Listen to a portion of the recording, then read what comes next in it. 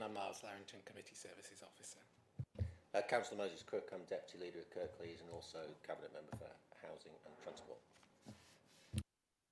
Tamsin Hart-Jones, Assistant Regional Director at Homes England. Hi everyone, I'm Richard Butterfield, Partnership Team Leader for Yorkshire and Advisory Rep for Historic England.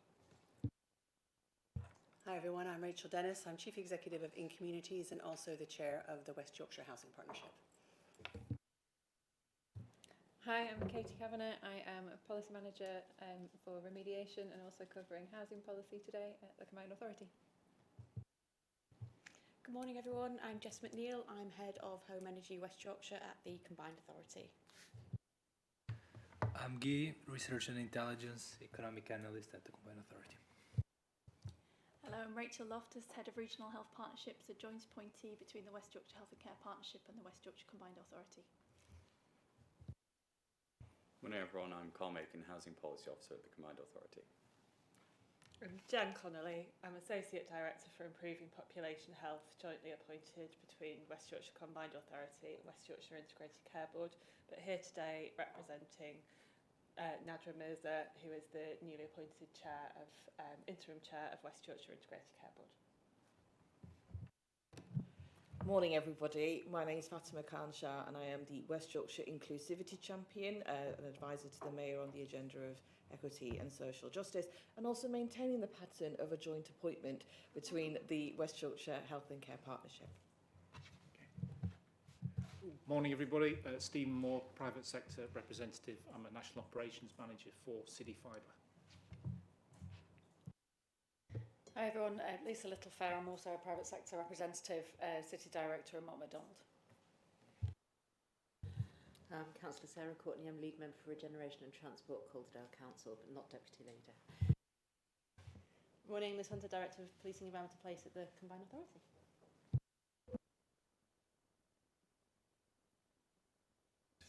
Get the hang of the microphones before we start. Morning everyone, thank you for that. So we've got quite a heavy agenda, as I say, so we'll move straight on to apologies. Miles, have we got any to record? Or Salma? Yeah, for apologies we have Councillor Jeffrey of Wakefield Council, Councillor Ross Shaw of Bradford Council and Councillor Lennox from Leeds Council. Thank you, Salma. If there are no further apologies, then we'll move on to the next item, which is declaration of disposable pecuniary interests. If any colleagues do have interests to declare related to funding, bidding, your organisation, please do declare those now. No? Okay, thank you.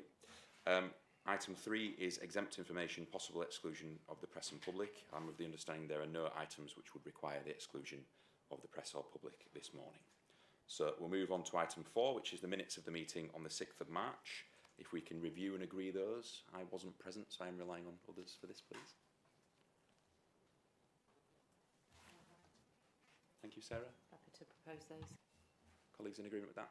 Thank you. We'll move on to item 5 then. Liz, over to you for governance arrangements. Thank you. This is the usual paper that we bring to the committee after our AGM that was held in June. It reiterates our terms of reference for this committee, which are broadly unchanged. So for those of you who've sat around the table before, these should be fairly familiar, and updates in terms of the membership of the committee. So I won't say too much more, happy to take any questions, but otherwise this is to note the governance arrangements as agreed by the CA previously. Any comments on that one? Okay, we'll move on then. Thank you, Liz. Chairs updates. There's not much to add from me, just to note, as Liz has highlighted, the changes to committee membership. So from Wakefield Council, I'll be replacing Councillor Graham as our nominee on that committee. Now, thanks to Councillor Graham for his contributions. And then we have a couple of changes in terms of private sector reps. I understand Ben Aspinall stepped down from the committee, and we pass on our thanks to Ben. I understand he was a very valuable member of this committee. We also want to welcome Nathan Spencer as a newly appointed private sector rep for the committee. And Nathan is a managing director at UK Reef, so it'd be great to have his input onto projects we're working on. We've also got Carl Oxford with us, who we're hoping will become deputy chair of this committee at some point. Thank you, Carl, for joining us this morning over in the audience there. And there are the only changes really to note for the committee. There's nothing else from chairs updates. So if colleagues are content with that, we shall proceed on to the next item, which is the housing dashboard and monitoring indicators. Guy, over to you. So the monitoring indicators paper, as the name says, changed slightly its structure from now on. So we'll continue on updating the state of the region's indicators previously agreed, but we also update new indicators that are included in a newly created housing dashboard that is divided in under 4 objectives, which are boosting the right homes in the right places, increase the provision of truly affordable, accessible and adaptable homes, improving quality of existing homes and creating resilient places that support well-being for residents. I'll just cover some of the indicators of 3 of those objectives. So under boosting the right homes at the right places, I would like to highlight that housing delivery in the last years has been broadly in line with the housing needs set by NPPF. So in the last 3 years, more than 20,000 homes were delivered, which is 94% of the numbers defined in NPPF. There are differences across districts. Some of them have delivered above the target and others don't. And it is important to highlight that the current government has set the ambition of building 1.5 million homes in this parliament. And this would require an uplift somewhere between 1,500 and 2,500 homes a year based on recent performance. In terms of the delivery pipeline, in terms of unimplemented planning permissions, we have in 23-24 roughly 49,000 homes, which 20% of them are in brownfield land. But in the same year in completion, we see the invert relationship between brownfield and greenfield. So 65% of the homes completed that year were in greenfield land, and this highlights the challenges and costs with developing on brownfield and why it requires interventions often. In terms of affordability, when we look at the ratios between house prices and earnings, housing affordability, they improved slightly in 2024, as earnings grew by 6% and median house prices stood mostly stable. The ratio has been relatively unchanged in the last 4 years, and Leeds and Kirklees are the local authorities with the lowest levels of affordability, so higher prices compared with workplace earnings. Historically, West Yorkshire affordability ratios have been lower than the ones in England, have been more affordable. But it's important to highlight one caveat that when we look at a specific subset of houses that are newly built, which we see more or less as a controlling for the quality of the housing stock, affordability in West Yorkshire is closer to England's average, with Leeds and Calderley slightly above it. So some of the main metrics has to do with quality, so it's not as positive as it may look at first, but still most of the authorities are still below England's average. In terms of rental affordability, so the relationship between rents and income, on average 29% of the relationship between mean rent and mean income, which is within the affordability definition of 1/3, with Leeds being the only local authority above it. So 36% on average is the rent-income ratio. In terms of rental growth, in the last 12 months, rents grew by 3.8% in West Yorkshire, significantly below the rate of growth in England, 7.4, so half of the rate of growth. But that said, when we look at a longer period, let's say since 2016, rents still grew at a faster pace in West Yorkshire than England. So that's good news, but in the longer term, rents are slightly growing above it. In terms of housing quality, the latest English housing survey from 2023 shows that 82% of all homes meet the decent home standards, with Wakefield being the only district with a level above the English average of 86%. And it's a bit difficult to compare the surveys, but it suggests mostly unchanged levels compared with previous years. There are around 200,000 private homes, so 21% of all dwellings with safety 1 category hazards, twice the rate of England, which is concerning. And relative to energy efficiency, 42% of dwellings have EPC C or above in March 2024. This is 3 percentage points better than the previous year, and still remains the gap with England, so we are still below. It needs to take into consideration that not all dwellings can be improved to EPCC or above, and we are doing ongoing work to understand exactly how we differ from England on that sense.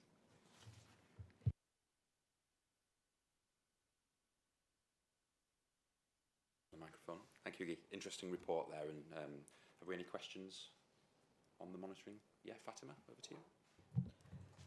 Really helpful overview. I suppose as the inclusivity champion, one of the things I'm particularly interested in is the breakdown of the analysis of data in groups that experience disproportionate inequalities. It would be helpful to have a bit more data, maybe outside of this meeting, of some of the risks that you've identified, but how they particularly impact those protected groups, and also what mitigations are in place to ensure that we're not perpetuating that inequality. Absolutely, I think that's a really important point, Fatima. Guy, are you okay to pick that one up? In terms of data and analysis, we could do a deeper analysis on it. Mostly it will be based on the census, which means we cannot do it as often as we do the monitoring indicators, but we can provide a picture on how we look. 2021 is fairly recent, I would say.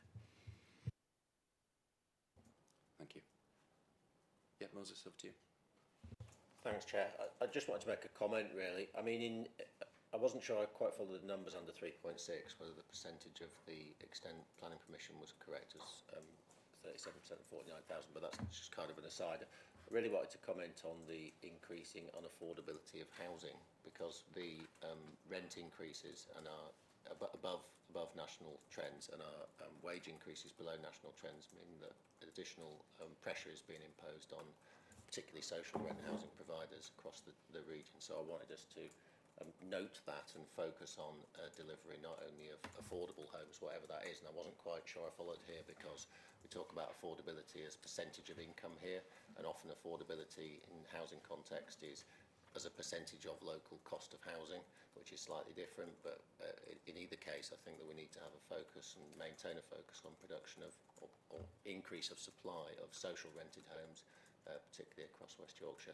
And I certainly in Kirklees, those pressures that you identify here in this paper have led to an increased presentation of households with homelessness issues, and our capacity to meet that challenge is really difficult.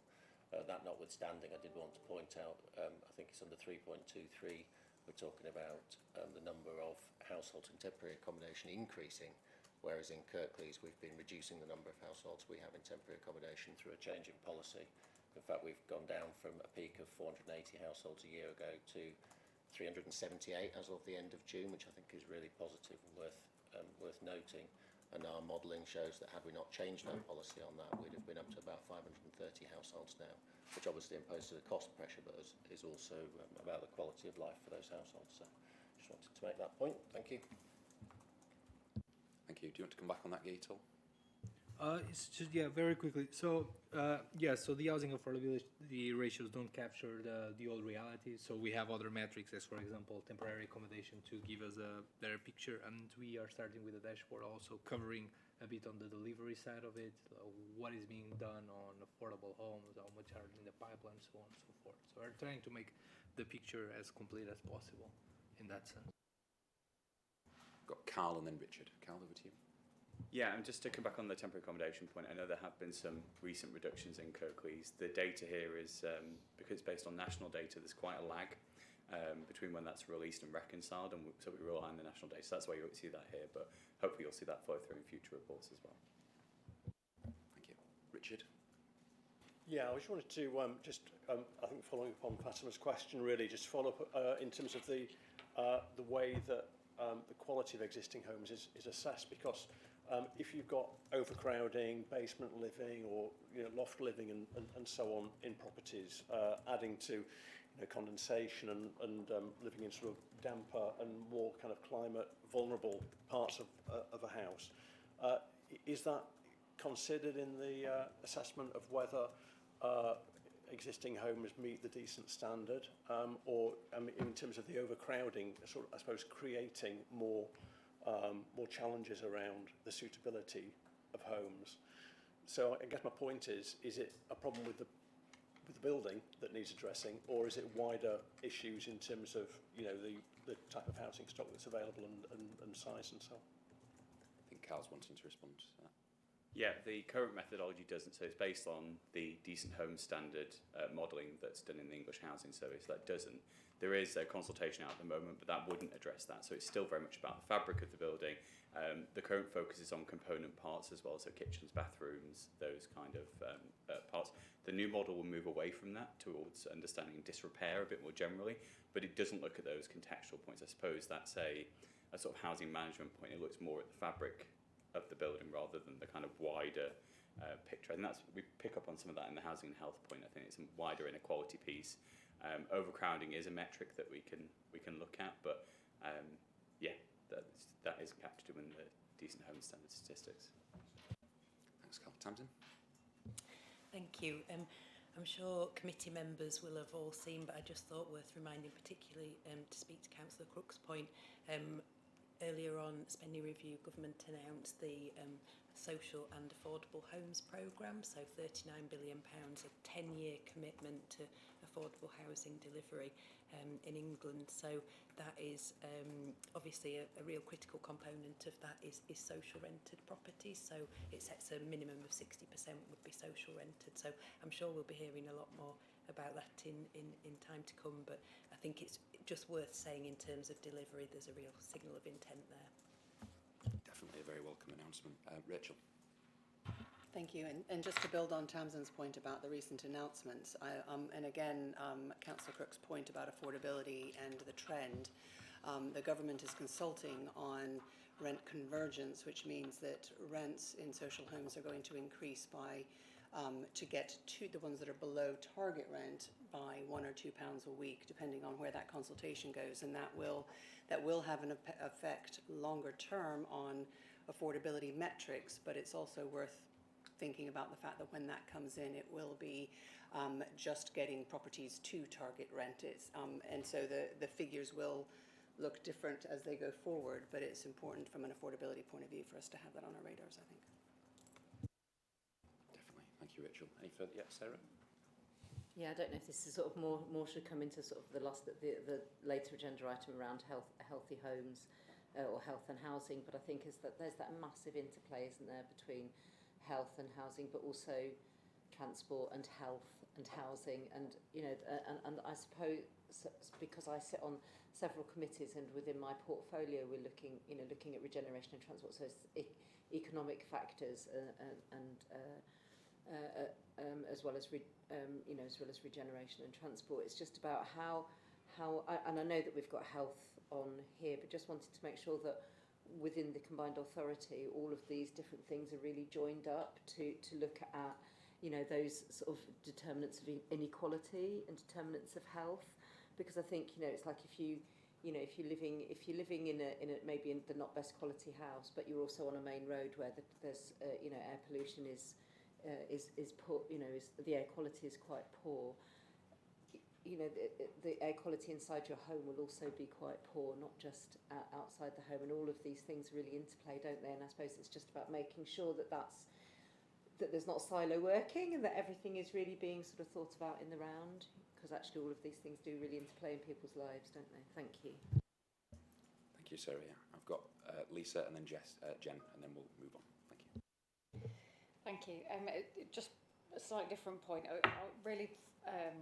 The graph on page 43 of the pack and page 15 of your slides, just the dip in growth in private rental prices across some of the areas, some of the districts. I'm just wondering if anybody had any thoughts as to what's driving that.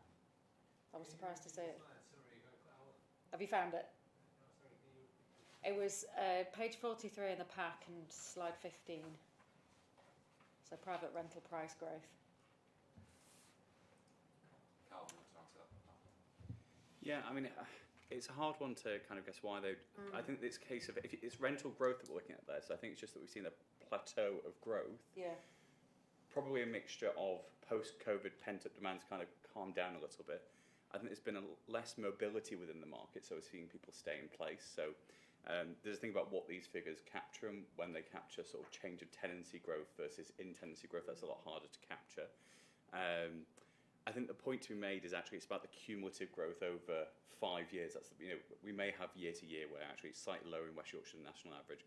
What we see from 2018 onwards is significantly above national average growth cumulatively, and I think that's why we try and look at that cumulative growth rather than just the ups and downs year on year, but hopefully that gives some context as to why we think. There's also probably a point of there's only a sort of there's a certain level of sort of Pareto optimality, right, where there's only so much people will pay as well. So, you know, with wage prices, wage rates having sort of plateaued as well, you'll see that feed through into rent prices. So there's a relationship there that we're seeing play out, I think. Thank you. Can I just ask a really quick one? Yeah, go on. And has anything sort of around holiday lets and rent, you know, short-term, very short-term lets been factored in at all into how that might affect rental prices? So for example, and it might be very specific, sort of, I suppose it might be sort of specific to sort of quite popular areas, but just sort of around the loss of long-term rentals and the increase of short-term rentals, and what that might do to then the housing market within those areas. Yeah, I don't know if you want to add anything on this, but it's not something we looked at regionally. I think it is quite a Caldwell pressure probably compared to it, but there are probably smaller pockets within the region that will see that, but it's not something we've looked at majorly. It's not. I don't think it's a significant driver from conversions of family homes into holiday lets, but it's something we can take away, I think, and just have a look at the stats. I don't think we see that driver as much as other regions would see. Thank you. I'm going to bring Jen in. Thank you for waiting, Jen.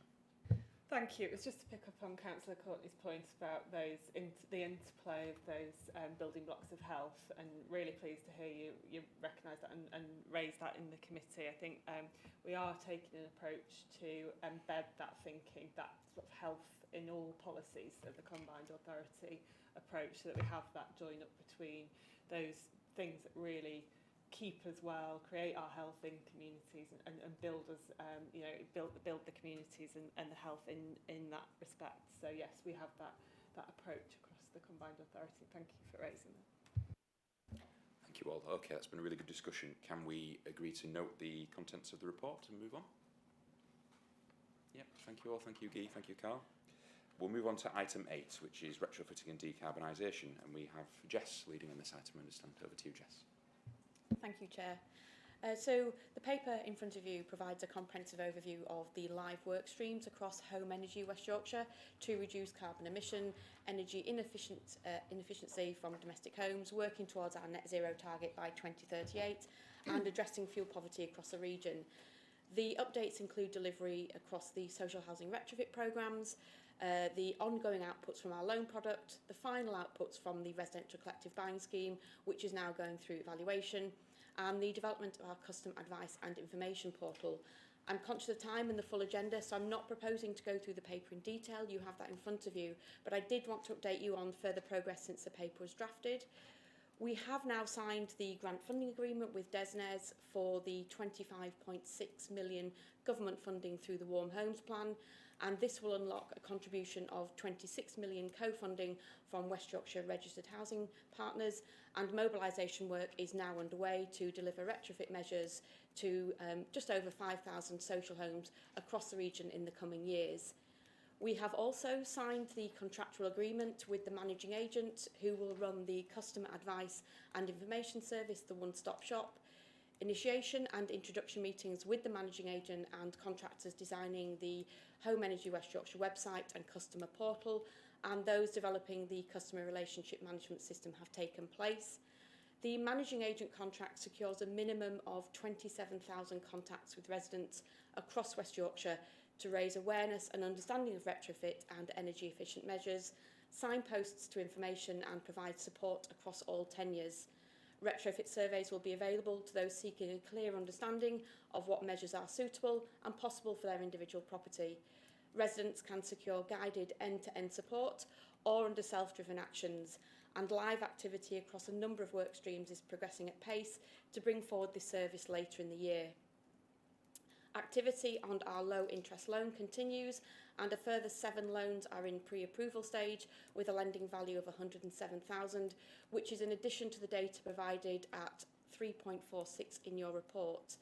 To note, the business case at the time of developing the loan product and the loan pot of 1.5 million felt that could support around 93 loans with an average loan value of 16,000. The loan values coming through are smaller at between 6 and 7,000, which will allow for a significant increase in the numbers of loans and numbers of households being supported to deliver retrofit measures to their homes, which is currently being forecasted at 193. We're also now well underway with evaluation of products and pilot programmes across the Home Energy West Yorkshire projects, and those data are coming through, and those are being fed into our Developing Home Energy West Yorkshire long-term plan. Thank you, Jess. Really welcome this report. I know I've been keeping an eye on it through the Climate Committee, which I was a member, where there's been some really positive discussion and great to see it being progressed. Any questions or comments on this one for Jess? Yeah, over to you, Stephen. Thank you for this. I suppose it's just one observation really and a question, and that is, do we know how are we on target in terms of delivering? What I'm thinking is the timescale between somebody wanting to do something and then that being implemented and the benefits realised. And I'm thinking of it from a supply chain and skills perspective, because I know it's mentioned somewhere else in here. I'm just thinking, even anecdotally, do we think that the skill shortage is preventing us from reaching those targets? And if so, then that's possibly something that can be supported, flagged and supported somewhere else, within the combined authority and local authorities. Yeah, thank you, Stephen. Apologies. We do have live work streams within the team working closely with our skills team, and they're identifying what are exactly the skills gap from a retrofit perspective. It fits in that broader construction perspective, but where we have skills existing or for residents, where people can fit a gas boiler, how are they transferring those skills to potentially building or infitting a heat pump? So we're doing some work at the moment to understand exactly what is the skills gap. What are the industry saying to us? What's their nervousness around investing in skills to scale up that ability to react and respond to the demand that we're looking to generate through our one-stop shop? Our targets are ambitious. You can see those in the report in terms of the numbers. It's not something that we will deliver in isolation. It's a collaborative approach. We need to work with partners and stakeholders, the supply chain, the private sector, to bring those capacity and investments forward to deliver our retrofit ambitions. Lovely, thank you. Because I'm thinking as well, there's also, if we've run those other enterprise or business growth programs or some of those other schemes to be able to support the growth of those businesses, feels like an opportunity as well to get benefit elsewhere, not just the end benefit, but the benefit to the business growth as well and the creation of jobs. But thank you. Thank you. I've got Fatima next. Hiya, I've got loads of questions because I was so excited about reading this report, and I think it's such an incredible good news story of investment in our region. So my first one was I was really pleased to see the inclusive growth indicators and how they were framed. I suppose my question is, are we targeting specific groups in the interests of increasing equity and making sure that the people that need it the most, the people that are most furthest away are accessing it? And how do we know we're getting there, and how long do you think it'll take? And you may not be able to answer those questions, but it's just to sort of stimulate the thinking. The other bit was, is there an opportunity with the incredible Fair Work Charter to be embedded as part of the take-up of this? If we're getting organisations to sign up to it and we're creating jobs, what an incredible opportunity to really sell the Fair Work Charter. I was fortunate enough to go to the Women in Manufacturing event, which the Secretary of State also attended, and there was an incredible group of diverse women that are working in this sector and adding real value. And I think there's something about how we harness the sort of non-intentional inclusive indicators as a consequence of this to amplify the journey of us creating a fairer West Yorkshire. And then the one-stop shop, which I'm very interested in, is that a mechanism that is only available online, or is there some thought given to inclusive access? Because I also chair the Inclusive Digital Group here at the Combined Authority. And then my final one, I was really pleased to hear about the Equality Impact Assessment. I suppose out of interest as the Inclusivity Champion, it'd be helpful to understand a little bit about what it says and some assurance about the mitigations, but I suspect, Jessica, we could take that outside. Thank you, Chair. Thanks, Fatima. I think, Jess, if it's all right, we'll take all the other feedback and then come back to you because a few things to unpack. Sarah, over to you. Yeah, thank you.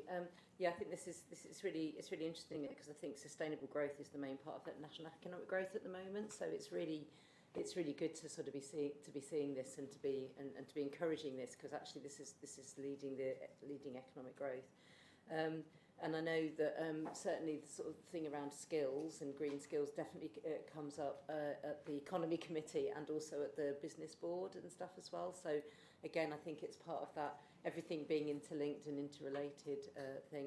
I had a question from a councillor, which I could probably just do by email, but is there going to be a rerun of the solar panel scheme at all? Because I think that was really popular. So I know that that's being evaluated at the moment. Is there more? Is there any more for that in the future? Any other questions or comments? Moses, over to you. Thanks very much. I wanted to, sorry, I got drifted off looking for something else. I wanted to identify the scale of the problem really, in terms of particularly retrofitting social homes, and wanted to check that we understood the scale of the problem. If you've got 183,000 social homes in West Yorkshire alone, the financial obligations related to that are considerably above where the budget is, by orders of magnitude. And I just wanted to know, so, Home Energy West Yorkshire is the vehicle that we're hoping to deliver these changes through, but unless we have a sort of seismic change in funding and or approach, I can't see a way that we will be able to deliver. We deliver really good pilots, but we don't deliver at scale. So I think with some experience in retrofit industry, I think that what we need to do is standardise an approach and roll it out at pace in a way that I don't see really identified here. And then I wanted to mention council land. There was something, this is what I was just trying to look for, there was something about 50% match funding from the stockholder, and I think that will be very challenging from a council stockholding perspective, because we're already running, on the edge to deliver against the consumer standards, for example, to make sure the quality of housing is where it should be. And then I had just one very specific point about heat networks. I think there's a mention in here about using distributed heat networks to deliver heat to housing potentially, but I think as ETS expands to include energy from waste schemes by 2028, we might see the economies of that type of scheme changing, and also given that energy from waste is now the most polluting form of energy in the country since we've moved away from coal, I suspect the writing might be on the wall longer term. So big investments in digging the ground up to put pipes in that then stop being economically viable, or even ecologically viable, might not be the best way to go. Thanks, Moses. I've got Richard, then I'm going to ask Jess to feedback. Yeah, thanks. I mean, it's a really impressive set of reports, I have to say. There's a whole load of work coming forward there, and all credit to the team for bringing all of that work forward. And it also feels like it's moving on to actual, delivery at scale. So all of that is really, really impressive. I think the part of the context, I suppose remains, risky, and concerns around would be, as you've noted in the report, the large proportion of pre-1919 buildings that we've got in the district and the challenges which they present. At Historic England, we advocate taking a whole building approach when it comes to retrofit, and in particular to endeavour to address existing issues like damp and so on before implementing retrofit issues. Because you change one thing and it changes the dynamic of the heating and cooling in the whole home. I think I'm also just mindful that you've had a pilot scheme in Manningham that's been really interesting and useful in terms of identifying both the practical challenges of doing retrofit measures to historic properties there, but also the social challenges of getting a message across. And I think you've highlighted in your report some of that sort of resistance from people, lack of kind of confidence about what these measures would actually entail, and what kind of disruption would be associated with that. So I guess my question is, how are you kind of looking to kind of manage those kinds of measures, just to help provide, I suppose, more assurance around the project? I think both for at the kind of the policy level, but also to householders as well who are considering signing up to schemes like this. Thanks, much. Okay, we've covered a lot of ground there, Jess. So do respond to what you can, and then we'll have to wrap things up on this item. So over to you. Thank you, Chair. I'll start with some of the easier ones. So, Councillor Courtney, yes, we are looking at doing another residential collective buying scheme. I'm keen that it's an enhanced scheme from the one that we've just previously concluded. So, we're looking to understand how we can do solar panels PV plus, looking at some of the measures that didn't quite work in this scheme and how we can ensure that we address those on a future product. So that's in the very early stages, but yes, the data has certainly showed us that where residents are given a tool, an opportunity, we're very keen to engage. So we've exceeded the outputs on there, so there's definitely a reason to bring another scheme forward. And Fatima, very much so, inclusive growth and ensuring that no one is left behind is a central thread to all that we're doing. So we have, as part of our long-term plan, we've got a just transition plan, which is looking at how we ensure that we engage all parts of the community. We've learnt a lot through some of our pilot projects around some of those social approaches, language barriers, people that don't have access to technology. We need to make sure that we're giving all residents the tool to be engaged. And our Just Transition Plan will be very central to that. And I'd really welcome a conversation with you around how we ensure that that's fit for purpose, reflecting the demographics and the communities that we support in West Yorkshire. Just in terms of your question around the one-stop shop, it will be multi-accessible. There will be a large online presence, very much so, but residents can have a phone call, they can speak to somebody face-to-face. We will be running numerous consultation and community events across all communities across West Yorkshire that will give people the opportunity to come forward. We will have a lot of translation language support in that. Again, making sure that we're reaching out to all areas of our communities across West Yorkshire. Absolutely, I will certainly take your comments back around the Fair Work Charter and how we introduce that into some of our contracts. Some of our contracts are very expensive in terms of what we're committing to, in terms of public funding. So how are we getting the best out of that in terms of ensuring that our investment is more than just the outputs in the contract. It's broader than that and wider than that, very much so. Just coming down to some of your comments, Councillor Crooks, around the scale of social housing funds. Absolutely, it's a challenge. At the moment, the funding we've had to bid for that. We're hoping that some of that will be released a little through integrated settlement, but at the moment it also has specific measures that we have to adhere to and abide by. So it doesn't give us that fluidity or flexibility that we would like to see in terms of social housing and retrofit. National policy and broader funding is very much needed in order for us to achieve our objectives there. Very much, we're looking at technology and deliverability, and heat networks is one solution that we're currently looking at for one area-based scheme, but the technology is always changing, so what works now might look very different in 5 or 10 years' time. So we need to be mindful of what we do now and ensure that we're investing in for the long term, but also for the scalability of impact that we need. And Richard, just coming back to your point around the properties and the environmental challenges that we have across West Yorkshire, absolutely we have a significant percentage of pre-1919 homes. We are doing some pilot projects and that's affording us some really valuable learning. But what we're also doing at the moment is working with the University of York around how is social messaging improving people's willingness and wantingness to be engaged. Very much in certain communities where friends and family have undertaken works, that has afforded a greater take-up of people bringing forward. And so there's a collaboration there around how we work with our communities that are in those very high, intense population, but how they can also be part of the solution in terms of those messaging of bringing people forward to create action for change. Great, thank you for that, Jess. Are we okay to note the contents of the report then as a committee?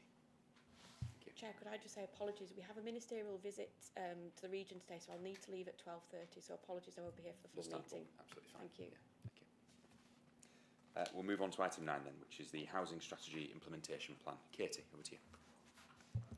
Thanks, Chair. So we'll take this paper as read, but it's essentially a summary of activity against the housing strategy since the last committee meeting. So we've adopted the structure that was agreed at the last meeting, and it sits quite nicely alongside the housing monitoring indicators report. Much of the work that's captured in this update is captured in other papers today as well, so we won't go over all of it. I just wanted to highlight a couple of things that aren't directly referenced elsewhere. So the development of our strategic housing pipeline is ongoing, and that's supporting discussions relating to our integrated settlement and our evolving relationship with Homes England. It will also support work on the future tools which are discussed in the housing delivery paper. We had a workshop a couple of weeks ago that we facilitated between the Local Authority Homelessness Services and the West Yorkshire Housing Partnership. That is intended to lead to the production of a joint action plan to support the work of our partners in addressing the pressures relating to homelessness and temporary accommodation. And finally, a new regional place advocates network has been set up with a focus on building consensus on placemaking in West Yorkshire. Happy to take any comments or questions relating to the content of the paper and the highlight report. Thanks. Thank you for that, Katie. Do we have any comments and questions on this item? Lisa? Thank you. Yeah, I mean, it's great stuff. Thank you. I just really welcome the establishment of this Place Advocates Network. It was the first time I'd heard about it reading this paper, so I'd just been, I mean, maybe we can take that offline, Katie, but I'd be really interested to hear a bit more about that and what it's doing, who's involved. Thank you. Want to come back on that, Katie? Yeah, absolutely. Happy to take that offline and put you in touch with the right people. Any further? Yeah, Sarah? Well, just as a local update, that obviously we've been involved in Calderdale with the development of the strategy, which is great, and we've works commenced on our housing strategy in Calderdale, and it's looking at 2026 to 2031, and with an extensive programme of stakeholder engagement, which is planned to start this summer. I think it's really important that we involve our residents and potential residents. That's just work ongoing, so it's very good. Thank you. Thank you, Sarah. I'm thinking by the lack of other questions that colleagues are content with the plan and the direction of travel on that one. So any final comments before we look to agree? Yeah, Fatima? Yeah. You'll be relieved to know, Katie, I don't have loads of questions for this, but I do have an offer really, which is I think there's a really great opportunity for us to embed some inclusive working practices within the work that you do, and just an offer to have a convo outside of this meeting to see what we could do together. Absolutely, thank you for that. Yeah, we'll take you up on that. Thank you. Thanks, Fatima. Okay then, colleagues, can we agree and note that report? Thank you. We'll move on to strategic regeneration updates then. Over to yourself, Kate. Thank you. Thank you, Chair. So the report provides an overview of progress of the major strategic projects identified in the local growth plan as aligned to the 3 corridors of opportunity, which those of you in the room could see the large map at the end of the committee room there, and for those online there is a smaller version in the pack. We have previously discussed those corridors of the opportunity at this committee, so I won't go through the full detail of the report, but just to pull out a few highlights in terms of progress. We've had the approval of the outline business case for Bradford City Village alongside funding already committed by our strategic partner in Homes England. And the recently completed active travel scheme in the city, which has significantly enhanced the public realm and landscaping, and that was a 45 million investment by the combined authority. The planning application for phase 1 of Bradford City Village will be submitted, we anticipate, next month by Bradford's developer ECF. We've also, in central Bradford, got the opening of Darley Street Market today. We've had the submission of the strategic outline case for the National Poetry Centre in central Leeds, and that is currently in appraisal, so we hope for an update on that in the autumn. Leeds City Council has also recently agreed its regeneration vision for the southeast of the city, anchored by Leeds United Stadium expansion plans. We have witnessed the practical completion of the Emily Siddon building in Huddersfield, which forms part of the National Health Innovation Campus, together with the announcement of Muse Places as Wakefield Council's strategic development partner, and works nearing completion on the combined authorities' enterprise zone site in South Kirby. So those are the key highlights in the report. I'd also like to correct a small but significant typo in the paper. at paragraph 3.7, which refers to the quantum of office and commercial space to be unlocked through the Leeds Transformational Regeneration Partnership Initiative. So the figures quoted should be in square feet rather than square metres. So Chair, through yourself, I'd be grateful if that could be noted in the minutes. I'm sure we can agree and note that. Easy mistake to make. Thank you for that, Kate. Do we have any questions on the regeneration updates? Fatima? No, not a question, Chair, just a reflection. So I had the privilege of going to the Marmot celebration event in Leeds on Monday, 2 years on, and they were showcasing some specific examples of regeneration through the lens of equity and inclusion, which were part funded by the Combined Authority. And the story was just incredible. It was just for committee members to sort of note. I think that the report is published online, but also maybe some learning for other corridors to consider in regards to the fact that regeneration doesn't need to be just for the purpose of regeneration. There can be byproduct benefits that I think we should harness. Point well made. Thank you. Sarah? Yeah, it's probably on a completely different scale to Fatima's point, but I think, it's brilliant, and large-scale regeneration was obviously really, really important, but I also think, and it was sort of talking about the library and the Simon Armitage and Centre for Poetry and everything, but there's some very small scale but very important sort of centres of excellence as well across the whole region, which, while they don't produce maybe the same sort of volume of traffic, but in terms of recognition of the area and putting the area on the map. So places like, and it's really tiny, but places like Lumbank, the Arvin Foundation, which is which is Ted Hughes' former home, and they run writing courses, for example, and it's with world-renowned writers and artists. And I think and those sorts of things. That's one example.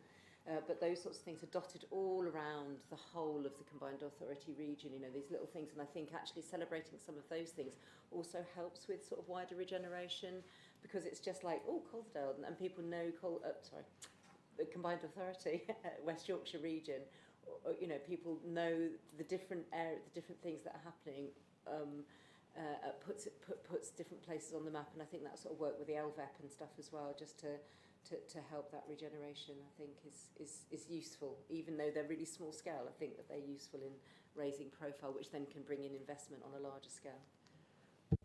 Absolutely agree with that. So I know in Wakefield's experience, we have the wonderful facility down at South Kirby Production Park where Adolescence was filmed. It's really put that area on the map, but we need to use those strengths to drive the regeneration of other areas as well. So we shouldn't forget those pinpoints. Absolutely. Yes, Rachel, over to you. Thank you.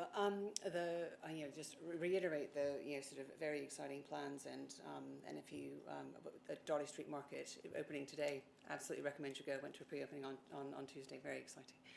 But on a more serious note,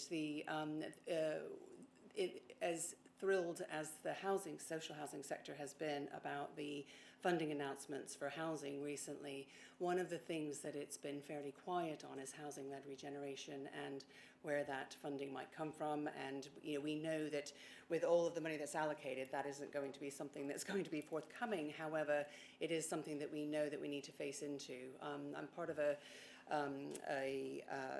going down to Westminster on Monday, where there's a parliamentary working group talking about what can be done and the importance of housing-led regeneration, because without any additional funding, we have a lot. We've been talking about it in the retrofit as well. There is a lot of housing stock that is very out of date, very much in need of investment. And without investment, there will be one of my fears is, particularly when we're talking about Bradford, is what I would call a donut of deprivation around. We have really exciting and tangible city centre improvements with Southern Gateway coming through to improve. But if we don't do something about the housing, the much needed housing that exists, that we will have, potential, sort of rub issues there. So as a housing sector, we are advocating very much for what can we do in the absence of, sort of tangible funding.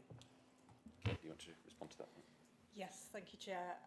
So just to come back with some early things that we've noted being more quietly announced, perhaps, than the 39 billion.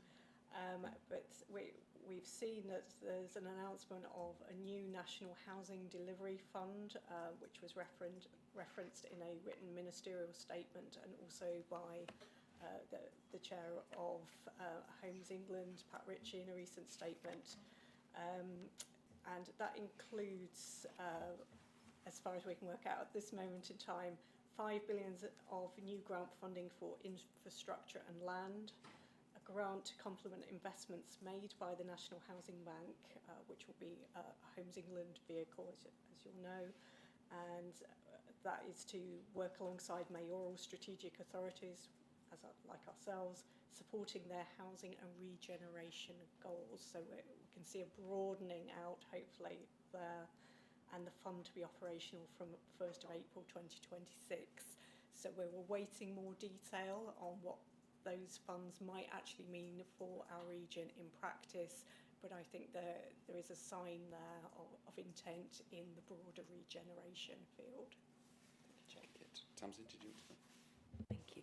Yeah, I was going to touch on that kind of the other tools, but I think I just wanted to, I guess, flag that Bradford City Village is a really good example of where we have collectively invested upfront in basically revenue funding to support basically the development of something that is investable.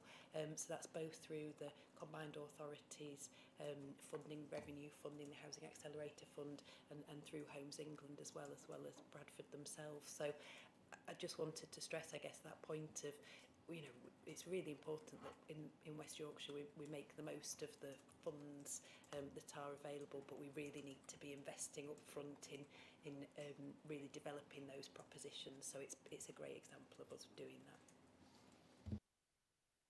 Thank you, Tamsin. Any final reflections on that item? No? Do you want to come back on that, Kate? Okay. If we can note that report then, thank you, colleagues. We'll move on to item 11, which is housing delivery, and this one's over to you again, Katie.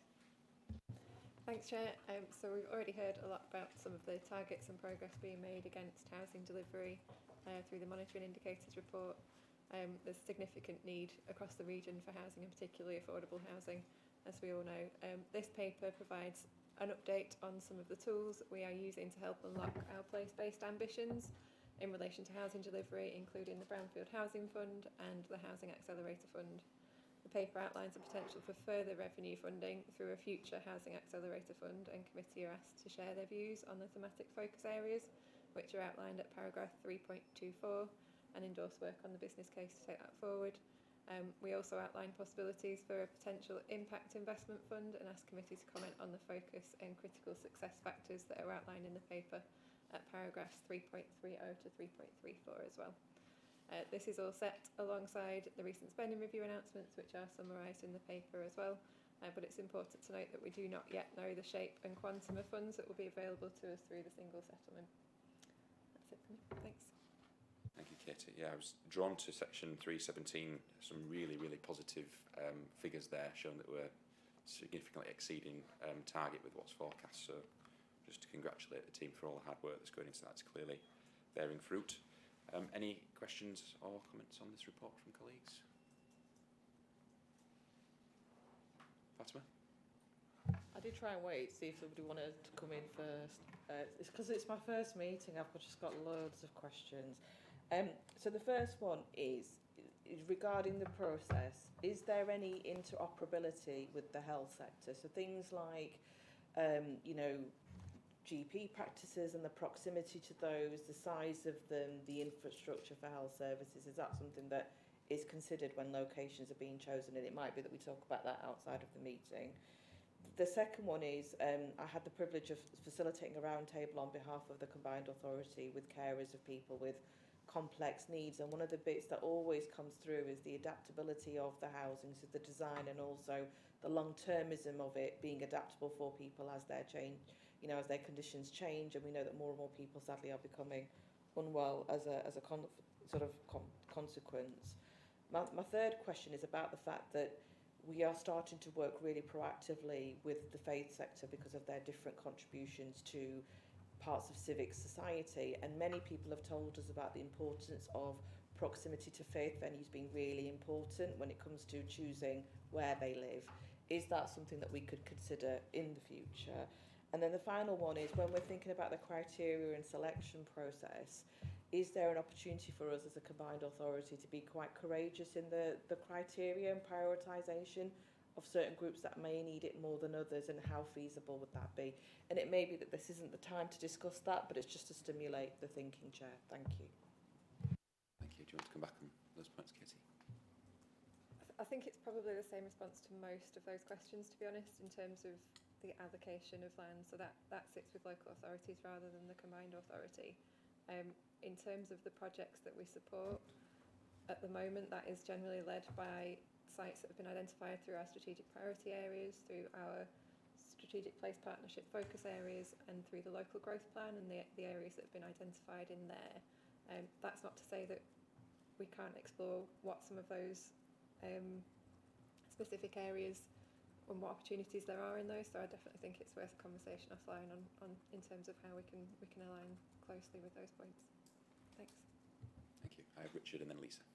Yeah, just a quick point from me. I'm just wondering the extent to which you're kind of considering repurposing existing buildings within your brownfield housing fund strategy, and I suppose really just reflecting on the opportunities that presents to, I suppose, contribute to some of those broader regen objectives, and I suppose reinforcing a sense of place rather than investment being very much in a mindset of new build solely. And I just wondered if there were any thoughts in terms of how that might be progressed further on. Kate?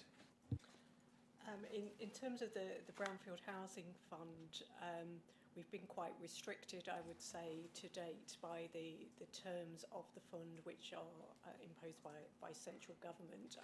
I think as we move forward into single settlement status and we understand what the scope and flexibilities might be afforded to us through that status, I think there's more of an opportunity for us to pick up on some of the broader aspects that the committee are discussing at the moment, whether that be the points that Fatima has already raised or the ones, Richard, that you've just raised there. We do have some small examples of repurposing through the Brownfield Housing Fund where we've been able to make the conditions of the fund work. A good example of that is the repurposing of Ellen Town Hall, for example, in Calderdale. That is one of our Brownfield Housing Fund schemes. And there are one or two buildings in Bradford as well, some of which we're working on with Homes England, one, for example, that we know as Canal 30.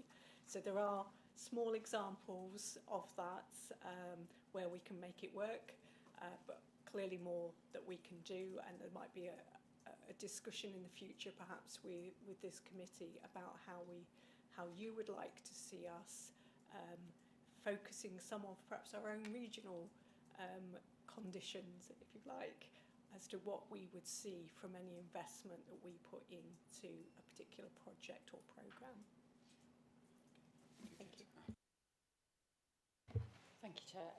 Just to your point there, Fatima, I just wanted to mention a piece of work that I'm leading at the moment with Leeds City Council, as Councillor Lennox isn't here, working on their transformational regen area, which is obviously one of the strategic regen projects. They've commissioned us to do a piece of work looking exactly at what you're saying about proximity to amenity, and making sure that any growth in the transformational regen area, all those, can't remember the figure, is it 20,000 or 50,000 new homes in that area, are supported by the right level of amenity. So we've gone from identifying where they are, and now we're looking at capacity and headroom, and say we're talking about GP surgery, we're talking about schools, places of worship. So I'd really love to show you some more about that. Okay. Thanks, Lisa. Sarah? Yeah, just I think sort of almost bringing those 2 points together that Richard have made and as well. So I think lots of our town centres and in different parts of the region and sort of town and civic centres have got old buildings which would be right for repurposing into sort of apartment living, and then also which contributes to the regeneration of those town centres, because then you've got more people around during the day. It's very close to amenities that are already there, very close to transport links already, and all of that sort of stuff. It can be good for evening economy can help with the sort of safety of a feeling. And I think there are so many sort of benefits of actually encouraging people to be able to live within our sort of town and city centres that are really positive. And I suppose that we'd be really interested in seeing whether it's accelerator money or what other help can be given, and not to potentially to obviously both RPs and private developers to be able to help sort of smooth that along and encourage that, because actually I think it's in everyone's interest. I think town centre living can have lots of really good benefits. So I'd be really interested in that. It's very good. Thank you. I'm going to bring Liz in, and then we'll wrap this one up. Over to you, Liz. Thank you. Just to add a couple of things. So as Kate was mentioning about, we might have a degree more flexibility through the integrated settlement. We didn't find out at the spending round how much we might get or the criteria around it. We're expecting that sometime in September, October. I think we've mentioned before about having maybe a workshop with yourselves around that time to do exactly as Kate's saying, to dive into a bit more detail about once we know a bit more, what then might we want to kind of prioritise. So watch that coming into your diaries. I think we might go for October and cross our fingers that we might know a bit more by then in order to have a useful conversation. Secondly, Fatima, you mentioned about kind of adaptability of homes. And I know you've been involved in the dementia-friendly kind of readiness, which this committee has really helped create and drive forward. I was reminded by our team that whilst we're talking about it being dementia-friendly, actually many of the attributes of those criteria actually support many other kind of the flexibility in the home for different needs. So just to, I suppose, a reminder of the committee, because you've been really helpful in driving that forward, and we can bring updates back on that piece of work. And then just very quickly and lastly, a couple of the comments there have been talking about that kind of early working with developers or the ability to be in early in projects. And this is a bit of an age-old problem between the kind of revenue and capital split that we often get from government, and or often have more capital funding and kind of less revenue funding, which means that some of the good stuff that Tamsin was talking about, we're sometimes constrained with what we can do early. So I suppose, Rachel, if you're talking to government in Westminster next week, there is that the opportunity to make sure we've got a good balance of both. I think will help with that early stages, what you need to do to bring forward appropriate kind of master planning, etc. Thank you. Thank you. Yeah, Stephen. Just make a really quick point as well. In terms of that mapping exercise, can that include community provision as well? Because just conscious that often gets forgotten in terms of the space for community centres, etc. Thank you. Thank you. Just on Liz's point, I think there's clear appetite for that workshop across the room, so I look forward to hearing more on that one. Are there any final comments or questions before I ask Kate to perhaps come back with any final reflections? If I could pick up, Chair, we've discussed quite a lot around the Housing Accelerator Fund, touched on the Brownfield Housing Fund. If I could just signpost the committee to the emerging work on a potential impact investment fund that's contained within the paper, and seek endorsement to the proposed critical success factors and focus of that emerging fund. Lots more work to do on that, and we will bring it back to committee. So those are included in the pack in this report at paragraphs 330 to 332. So if colleagues can just have a look at those and see if you're content or if there's any additional comments arising from that.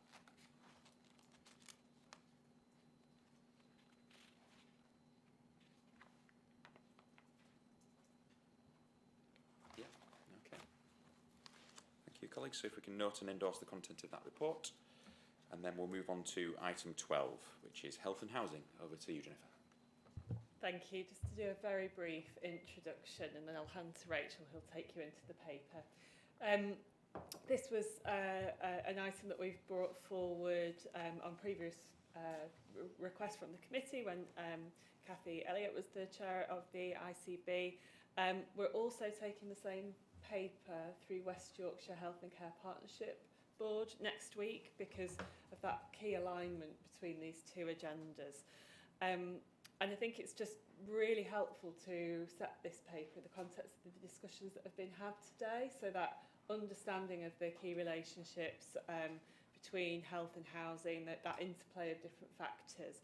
but also the commitment to health and housing activity through the housing strategy. So it's really shining a spotlight on the work that exists already and really seeking the contributions of the committee in how we take that forward in a somewhat challenging environment for this kind of work. So I'll hand you to Rachel to take you in with a bit of context. Thank you. Thanks, Jen. So we could make an apology for the length of the appendices, but we probably won't, because we've really genuinely only touched the very surface of the multiple and interconnected ways that health and housing are playing out in our region. We thought it was really important to kind of really surface some of the specific health issues that are emerging because of the houses and the homes that people are living in, the exacerbation of housing, of health issues that's been caused by housing, and then also that kind of lifetime of ill health that can be stored up because of it. So we often see kind of acute and exacerbated conditions now in our acute hospitals and trusts.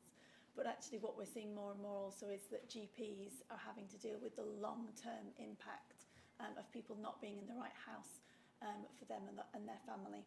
And this is something that we're seeing both as an acute presentation right now, but we're also predicting a much longer-term arc in that kind of unwellness caused or exacerbated by the housing situation that we've got. Alongside that, and has been trailed perfectly by all of the items today, the quality of our housing stock is a challenge for us.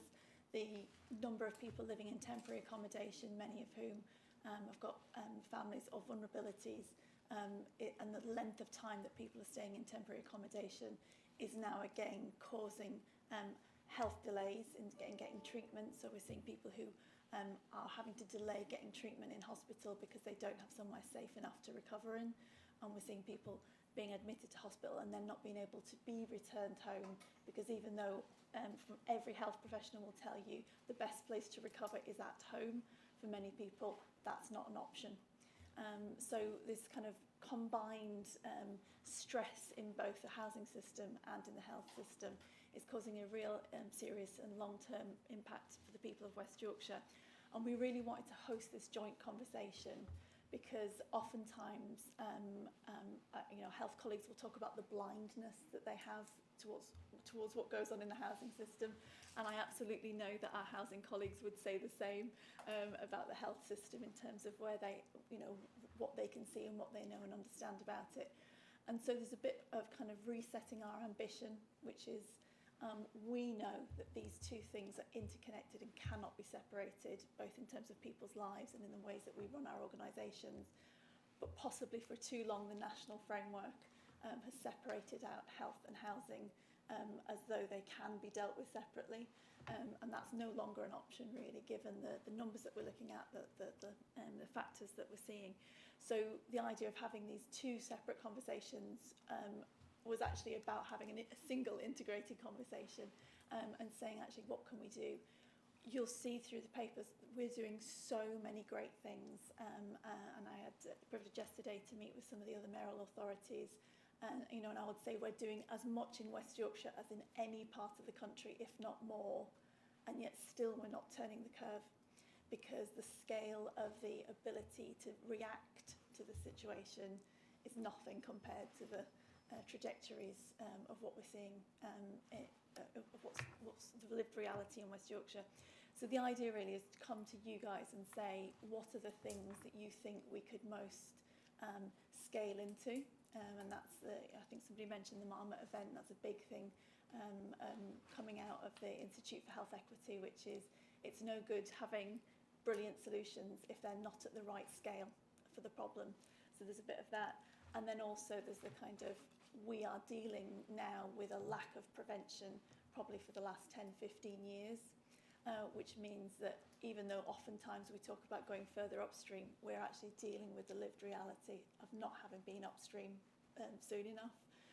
So in terms of that mitigation, in terms of that ability to go in and target our interventions using health data, using housing data combined, these are things that we can do, but we don't have the resources and and the scale to do that at this point. So really it's over to you in terms of, you know, coming back with the things that you think you've got an appetite for, things that you think you might like to see more of, or are there other questions or other things that aren't included in the very lengthy papers? Thank you, Rachel. Yeah, a really vital piece of work. And just before opening up for discussion, I was really shocked to actually see it under 3.1, the scale of the mental health impacts as well. I think with poor housing, we often think of the physical impacts on people's health, but the mental health impact is clearly absolutely massive and something we really need to deal with as well. Any questions or comments then on this discussion, please? Sarah, and then Rachel. Yeah, thank you. I mean, this is so important. It's and I talked about this at the beginning, and I think on so many levels. So as mentioned, sort of air quality earlier, and air quality within people's homes, not just damp, not just sort of mould and stuff, but actually other sort of issues around air quality contributing to. And I've been recently asked to do some presentations in a couple of primary schools around air quality, and so I did a bit more reading up, and actually the fact that, you know, poor air quality can lead to particulate matter being lodged in children's brain, which actually reduces which affects their learning, and therefore has equalities impacts, you know, for the rest of their lives. You know, this is really, really massive stuff. But obviously there are sort of quite a lot of different issues that we could be working on from within, you know, local authorities with our health colleagues.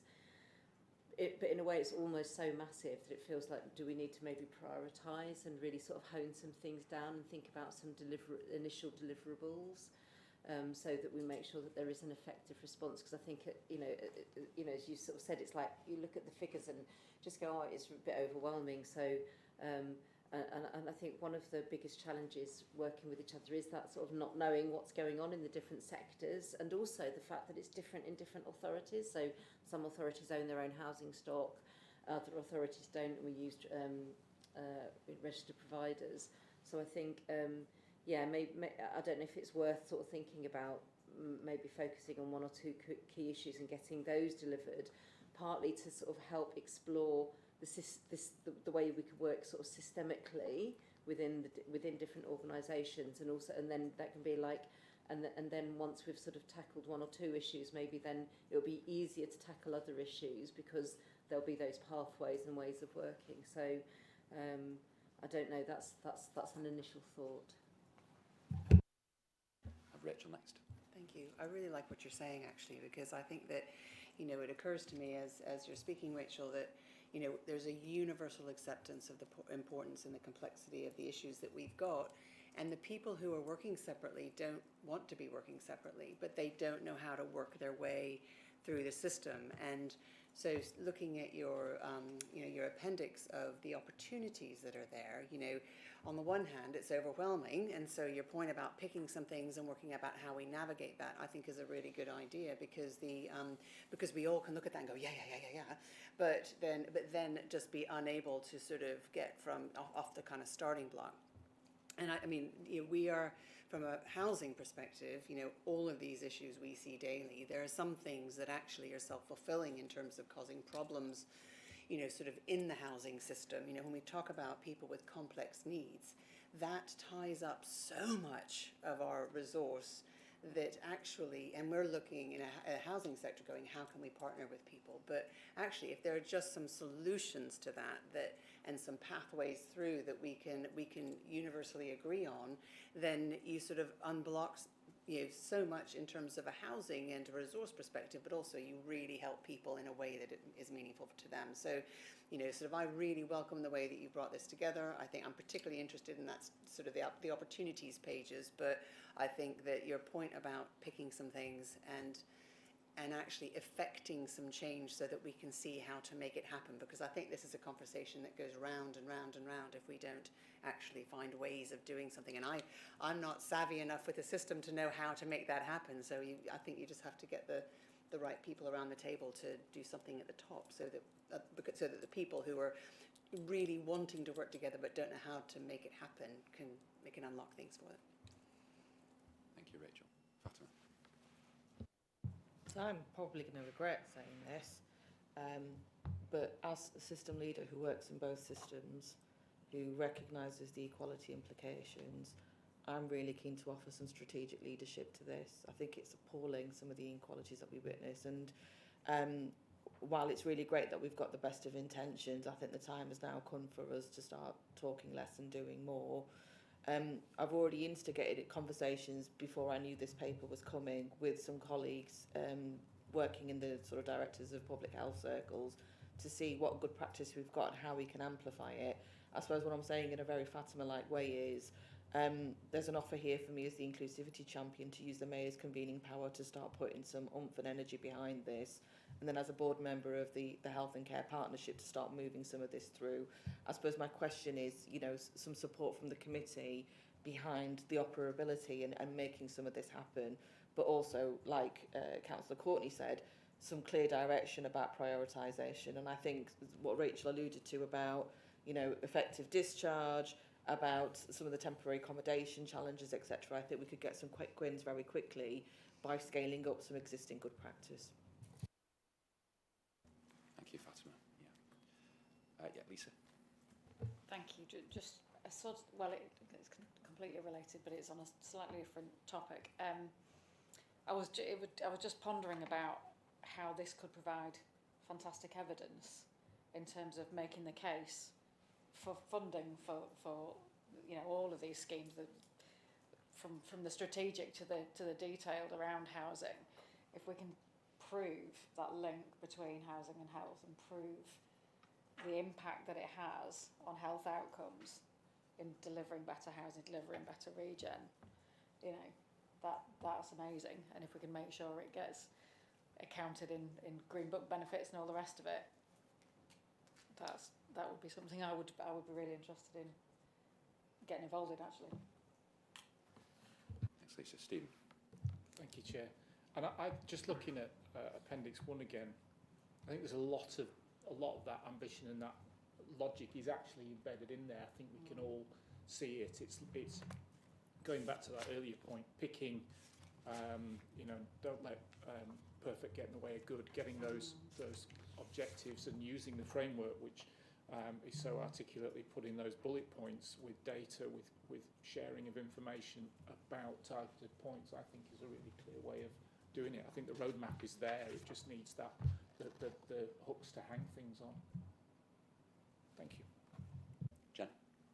Yeah, thank you. And that's the exact intention of this paper, really, is to set out, as Rachel's done so well, what's already going on. So that's the third appendix with that activity mapping. The suite of data is there in terms of the evidence of the impacts and the harms and so on in Appendix 2, and in that Appendix 1, the kind of opportunities. And so really welcome that idea around that kind of focus on prioritisation. That's really, if there are any things that the committee particularly wants from that sort of longer list that would particularly like to see prioritised, that will help inform, and we'll have a similar discussion in the partnership next week, the Health and Care Partnership next week, about, from their perspective, direction on priorities within that longer list. That would be particularly helpful. Thank you. Do we have any initial thoughts on what those priorities should be, or would colleagues like more time, perhaps share them after the meeting subsequently? Rachel? Yeah. I feel a bit greedy, really, but the last 2 points, I think, I mean, I was talking about the extent to which people with complex mental health needs are and you know, that contributes not just to a blockage of the housing system, but to homelessness as well. And it's probably one of the more complex ones. So I think if we go up the list, we probably could get some more quick wins. But that and supported living, and there feels like there could be a quick win. You know, Liz, you made the point about the dementia-friendly thing, linking well with well to aging well and living well in older age. I feel like there may be a quick win in that as well to sort of combine those. So that's, you know, those are my initial thoughts. I think people probably want to reflect, but I thought I would just get in there while I'm here. Thanks, Rachel. Sarah.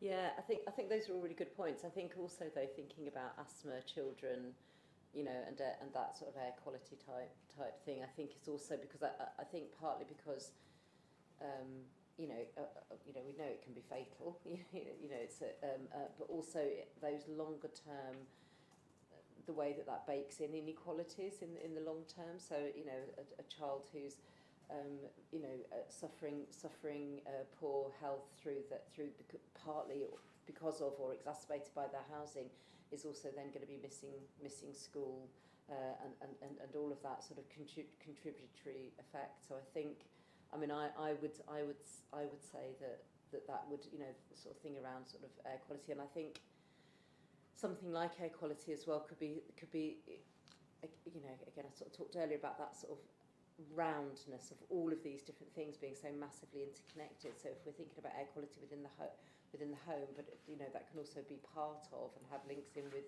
wider air quality issues, which links into carbon reduction and climate change, and also sort of increased public transport. We're about to launch into bus franchising and stuff like that, and actually we need to drive people into buses and out their cars, or encourage people to increase bus patronage and stuff like that. And all of these things are really interrelated. So I don't know. I'd put a bid in for sort of something around sort of air quality, asthma, and that sort of stuff. It's not mutually exclusive, though, is it? So No, not at all. And I think that there's an opportunity to also link that with the existing focus on retrofit. So Exactly. There are some win-wins in there where we can go, we are already doing this great big thing, but let's add to that in the same way. When we're talking about sort of dementia and bringing in sort of living well in older age. So I think there's stuff that's happening that actually maybe that can help get momentum around the wider issues that could be helpful. Thank you. Sarah, yeah. Yeah, and in fact, we're in Calderdale, we are already working around asthma. That's something that we are focusing on, sort of asthma, and building links with the health system and landlords, and making sure that we are sort of supporting families who've got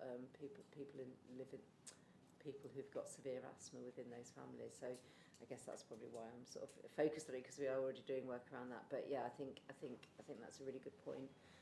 Building on the retrofitting sort of stuff as well, which also helps inequalities because of fuel poverty, etc. Yeah, absolutely. I think some really good suggestions there. Rachel, Jen, I don't know if you want to wrap things up, feedback. Yeah, I can. One pilot that's working really well at the moment is a combined risk around respiratory illness and home indoor air quality.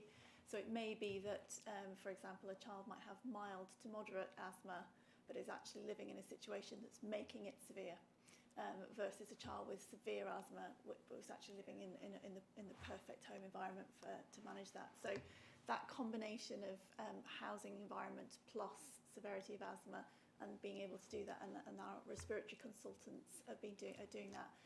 What they've been able to do so far, though, is it's for children who've been admitted to hospital because of their asthma, because the ability to do it is limited. So they've prioritised that way, but they're the ones saying we would love to extend this to adults. We would love to extend this to primary care presentations around asthma, and being able to do that.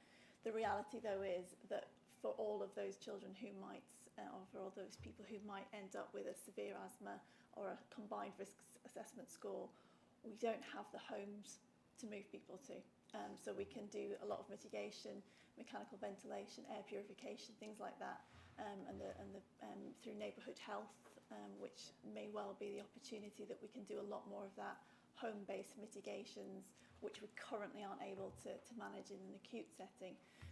Those are the kind of things that we really can scale, but again, the investment is not there for us to be able to do that, because it takes time and you have to work with families. And the other example, obviously, is asthma-friendly schools has been phenomenal in terms of reducing the number of school days lost because of asthma, because actually you've got a school environment that understands around air quality and monitoring, and when to open windows, when to close windows, all of that kind of education and advice. So it's all of these things are really, really important, but that's just one example of something that could be taken to scale very quickly had we the resources to do it. I think you also rightly pointed out on the other end, we've got some really high tariff, high cost interventions for people who are just in the wrong place for them, and we don't have the right number of supported living and secure supported living accommodation for us. But so it's this is the kind of, these are the choices that we're going to be making, which is large scale, low cost interventions versus low numbers but high cost interventions. And I think this is our challenge, as well as getting right in there in terms of the retrofit priorities. And there are other things that we can do to build in health. And probably the other thing to mention, obviously, is AWAB's law, which will be coming in for housing providers, will actually really focus on that indoor air quality piece a lot more and give us much more tools to do it. But again, the scale and the pace that we would need to go at to match that is going to be quite a challenge. Thank you, Richie. I think you've got clear support from the committee for this really important piece of work. And just to add, if colleagues do have further reflections or suggestions, if they can share those on to you, I think that'd be appreciated. Thank you. Thanks, colleagues. We'll move on to item 13, which is the remediation strategy. Katie? Back to me again. Thanks, Chair. So we've previously updated committee on the work government has asked us to do around speeding up remediation on medium and high-rise buildings. This paper provides further update as we move towards formal publication of our local remediation acceleration plan, or LRAP for short.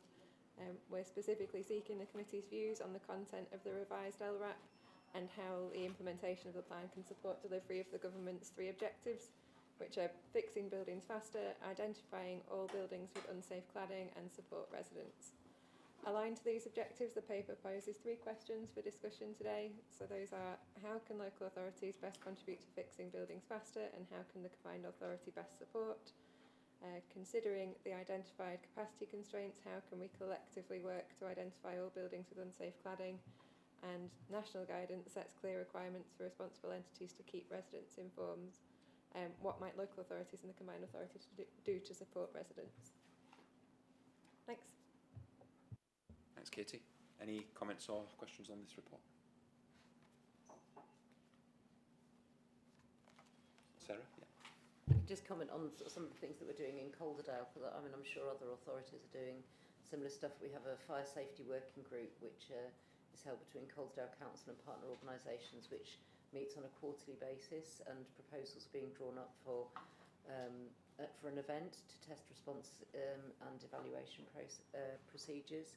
And Together Housing, who's one of our registered providers, is reviewing its high-rise strategy in line with the Building Safety Act to strategically consider the long-term status of tower blocks and engaging with key services to ensure proposals meet the wider aspirations of the council in terms of regeneration and sustainable housing delivery. So I think that's a couple of things that we're doing in Calderdale around this. Thanks for sharing that, Sarah. Any other comments or questions? Are we content with the general direction of the strategy? Yeah. Okay, thank you, Katie. Short and sweet, that one. Right then, that brings us on to the last item, which is the date of the next meeting, which I understand will be held on the 6th of November. And just to reiterate, there's going to be a private workshop as well, as Liz has alluded to, which will look to take place in October later this year. Thank you all for your attendance this afternoon. Thank you.